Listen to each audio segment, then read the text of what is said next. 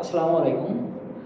17তম এনটিআরসির school পরীক্ষাতে আসা কিছু অঙ্ক নিয়ে আমরা আজকে আলোচনা করব। ওকে, তাহলে আমরা এখানে দেখতে পাচ্ছি যে একটি অঙ্ক আছে, একটি দ্রব্যের বিক্রয় করে বিক্রেতা 10% ক্ষতি হলো। বিক্রয় মূল্য 135 টাকা বেশি হলে বিক্রেতার 20% লাভ হতো, দ্রব্যটির ক্রয় মূল্য কত? এই অঙ্কটি কিন্তু 17তম এনটিআরসির স্কুল পর্যায়ে আসছে। আমরা এখন থেকে মানে এই অঙ্কটার পর থেকে আমার পেজে যে ভিডিওগুলো যাবে সবগুলো 17তম নিবন্ধনের প্রশ্ন আর কি। ওকে, তাহলে দেখে আমরা এটা কিভাবে সমাধান করতে হবে। আমাদের প্রথমে কি বের করতে হবে যে এই যে 10% ক্ষতি হলো, 10% ক্ষতিতে বিক্রয় মূল্য কত? তাহলে আমরা লিখব 10% ক্ষতিতে বিক্রয় মূল্য। তাহলে 10% ক্ষতিতে বিক্রয় মূল্য 100 মাইনাস 90, 100 মাইনাস 10% ক্ষতি বিক্রয় মূল্য 100 মাইনাস 10 সমান 90।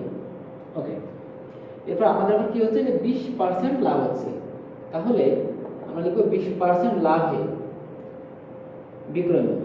তাহলে 20% লাভে বিক্রয় মূল্য কত হবে? 100 যোগ 20।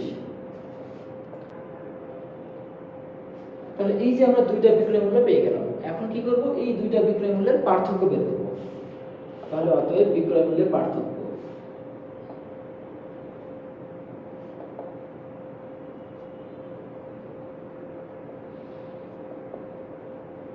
120 মাইনাস 90, তাহলে এটা কত হবে? সমান সমান 30 টাকা।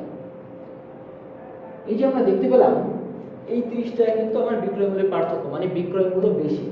তাহলে এই 30 টাকা যদি আমার বিক্রয় মূল্য বেশি হয়, তাহলে বিক্রয় মূল্য বেশি যদি 30 টাকা হয়, আমাদের বিক্রয় মূল্য কত? বিক্রয় মূল্য হবে হচ্ছে আমাদের ক্রয় মূল্য কত? ক্রয় মূল্য ছিল কিন্তু 100 টাকা।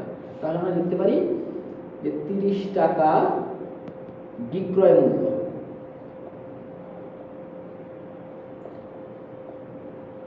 বেশি হলে